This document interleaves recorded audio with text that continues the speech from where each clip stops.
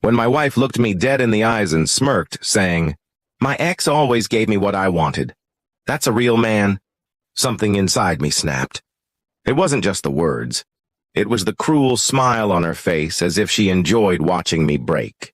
For years I had given her my loyalty, my hard work, and every ounce of love I had, but apparently none of that mattered. That night, I realized I had been living with someone who didn't respect me at all.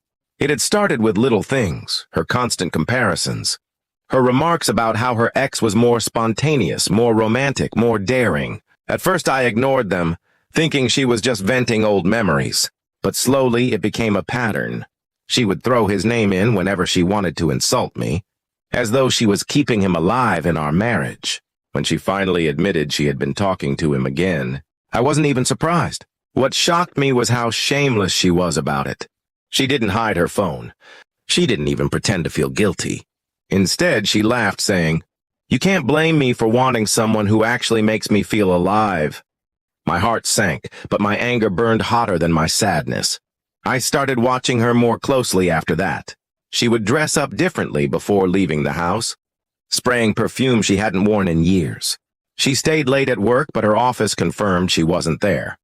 The final proof came when I followed her one evening and saw her stepping into a hotel with him. My chest tightened, but I forced myself to remain calm. This wasn't the time to confront her, it was the time to plan. That night I slept beside her like nothing had happened. She curled up next to me, smelling faintly of someone else's cologne. Every fiber of my being screamed to push her away, to shout at her, but I held it all in, because the more I thought about it, the more I realized she didn't just betray me, she mocked me, and I wasn't going to let her win. Over the next few weeks, I quietly gathered everything I needed: financial records, her texts with him, screenshots, even photos of their hotel meetings. I spoke to a lawyer without her knowing. Every detail was lined up so perfectly that when the time came, she wouldn't even have the chance to defend herself. Meanwhile, I played the role of the clueless husband. I cooked her favorite meals, asked about her day, and pretended to be distracted with work. She grew bolder, even flaunting her affair in subtle ways. Sometimes she'd say things like, "You'll never understand what a real man can do," and laugh while sipping her wine. She thought she was untouchable, and that arrogance was her biggest mistake. The day of reckoning came on our anniversary. She had dressed beautifully, ready to meet a friend, while pretending she was going to dinner with me. I handed her a small envelope before she could leave. She opened it, expecting a gift card or a love note. Instead, her face drained of color as she pulled out the stack of evidence, photos, messages, call logs. "You think I don't know?" I asked calmly. "You've been spitting on this marriage for months. Well, now it's my turn," she stammered, her usual smugness gone. For the first time in a long while, she looked scared. I told her I had already filed for divorce, and that I wasn't leaving her a single chance to take advantage of me again. The house was mine, the accounts were secured, and the lawyer was ready to expose her affair in court. I even contacted her ex's wife, who was more than happy to know the truth. Suddenly, her little fantasy world collapsed around her. She begged, cried, and even tried to insult me again, saying I wasn't man enough to forgive. But her words didn't sting anymore.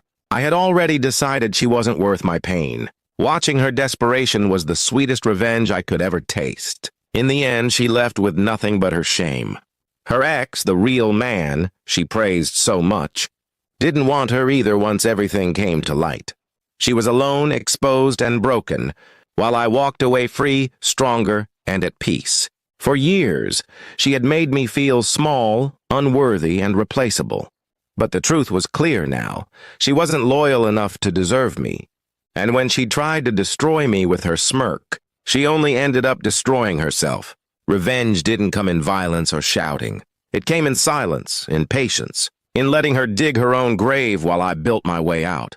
That was the day I learned the sweetest. Victory comes not from fighting fire with fire, but from walking away while the other person burns in the flames they lit themselves. Months later, I heard she was living in a small rented apartment, abandoned by the very man she betrayed me for. She tried reaching out to me, calling from different numbers, begging for another chance. saying she had made a mistake. But by then I was already moving forward, building a new life, one where I was no longer compared to her ex or treated like I was less than enough. My revenge wasn't just exposing her, it was proving that I could rise without her. She lost everything she mocked me for not giving, while I gained peace, freedom, and dignity. In the end, her smirk turned into regret, and I walked away, knowing she would spend the rest of her life remembering the man she thought was weak, but who turned out to be stronger than she ever imagined.